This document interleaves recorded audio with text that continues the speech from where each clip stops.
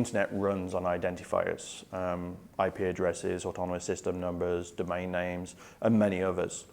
That means that everything that happens on the internet uses those identifiers, whether that be good or bad. So the way we look at this from my team within ICANN, which is what we call the Internet Identifier Security, Stability, and Resiliency team, is we look at it from two aspects. There are identifiers that are being abused, and then there are identifiers that are registered specifically to abuse. So we look at the two sides.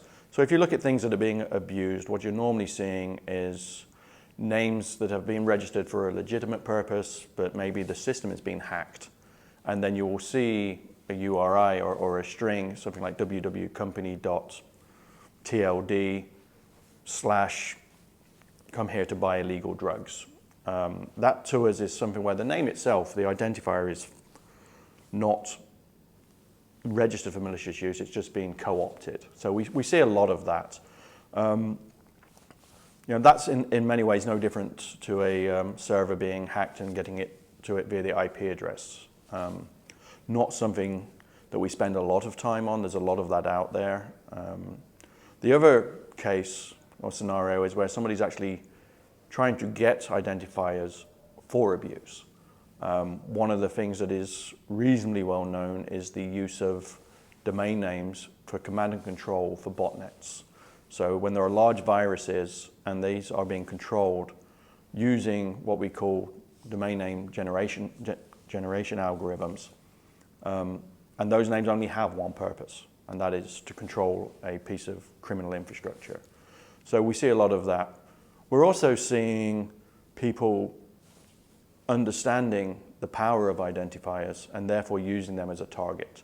In the namespace, you will see that nefarious people are going after the identifier. They're trying to get your domain name so that they can use that to attack you in some way. So rather than attacking your server, they will go to your registrar or your registry and they will try and attack that because that may be an easier option. They may just send you a phishing email and say, please give me the account details to your domain name. Hi, we're from your registrar, you need to update, please log in here, and you give them the credentials, and the next thing you know, your website's not pointing there anymore, it's pointing somewhere else.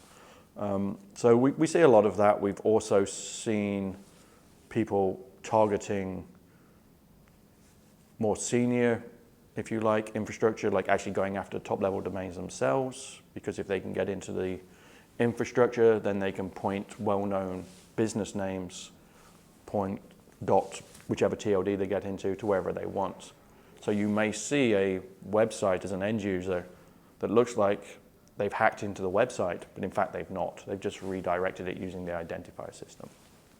Sharing of lessons learned, understanding the problem is crucial. So one of the things that we do in our group is we do a lot of education. We cannot do that on our own. So APNIC is one of our partners. So if we want to educate somebody in the Asian Pacific region, and one of the requests is, can you come and talk about IP addresses, autonomous system, routing, areas where APNIC has the expertise, then it's much easier to work with APNIC. I mean, they work with all the ISPs and the infrastructure providers than to try and do that on our own. It's a very big internet. The problems are very widespread. And if we don't work as a community, then we're not going to solve this. And most of what needs to happen is through education. There are also technology things that we need to do. I mean, if you consider the community to include the technical community, the IETF, the NOGs, etc., then if we're going to do things like secure the routing infrastructure, well, that's not ICANN's role.